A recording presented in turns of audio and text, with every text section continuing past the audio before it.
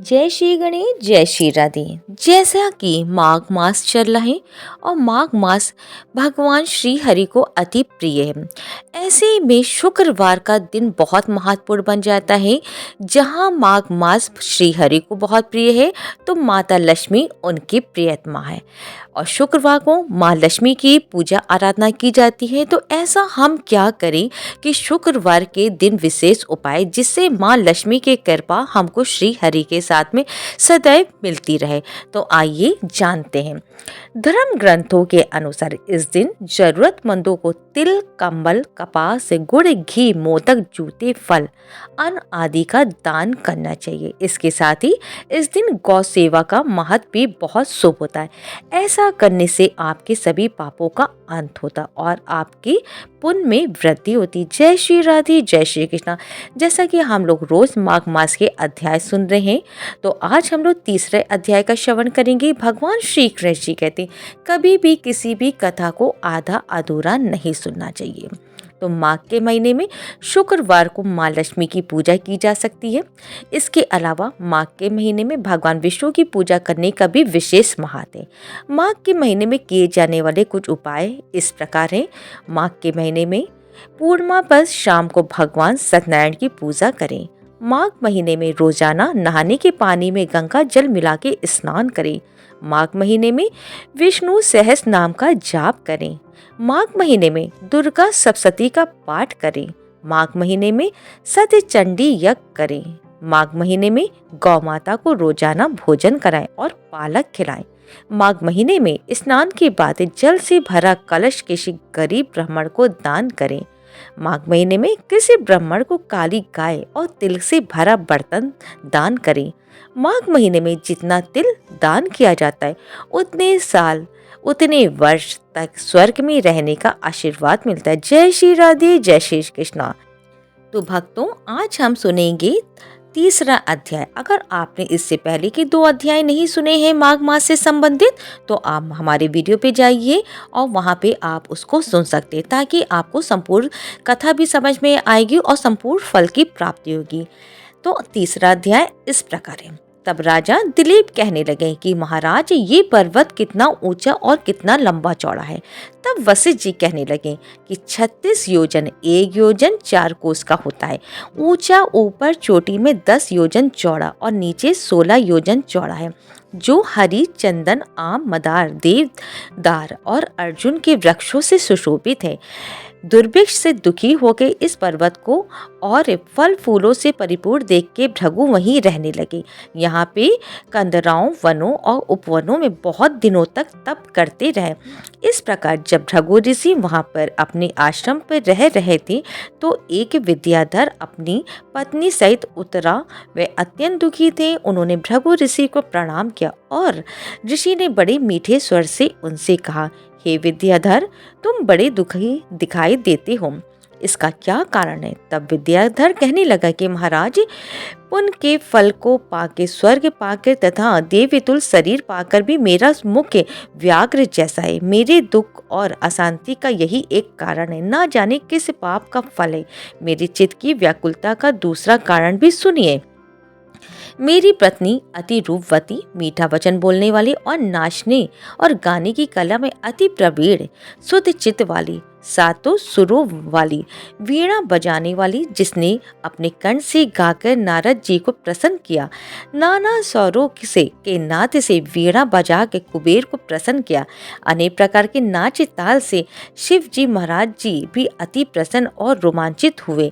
शील, उदरता, रूप तथा यौवन में स्वर्ग की कोई अप्सरा भी इस जैसी नहीं है।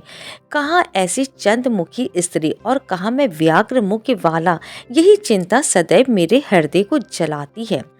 विद्याधर के ऐसे वचन सुन के तीनों लोगों की भूत, भविष्य और वर्तमान की बातें जानने वाले तथा दिव्य दृष्टि वाले ऋषि कहने लगे, हे विद्याधर, कर्म के विचित्र फलों को प्राप्त होकर ज्ञानी पुरुष भी मोह को प्राप्त हो जाते हैं।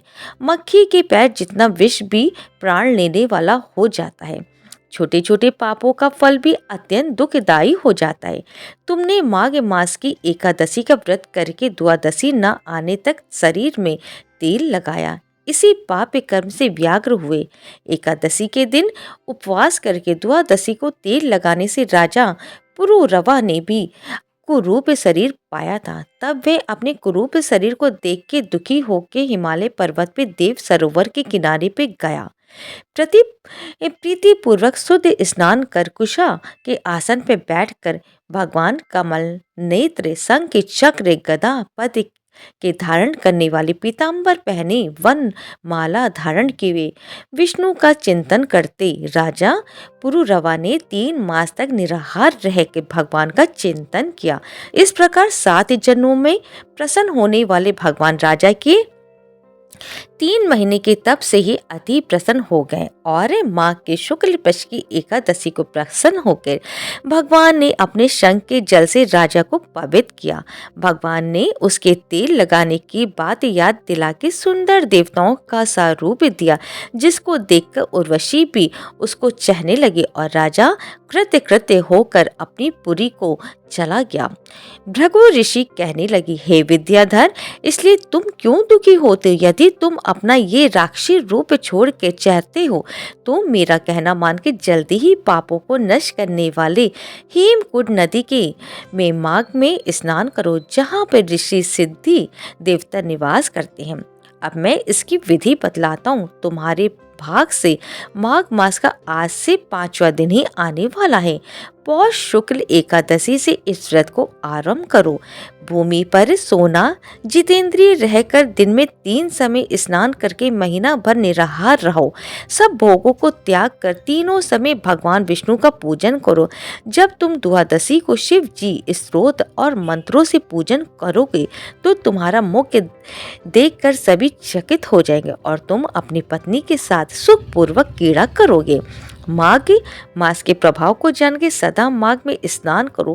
पाप दरिद्रता से बचने के लिए मनुष्य को सदा यत्न से माघ मास का स्नान करना चाहिए। स्नान करने वाला इस लोक तथा परलोक में सदा सुख पाता है।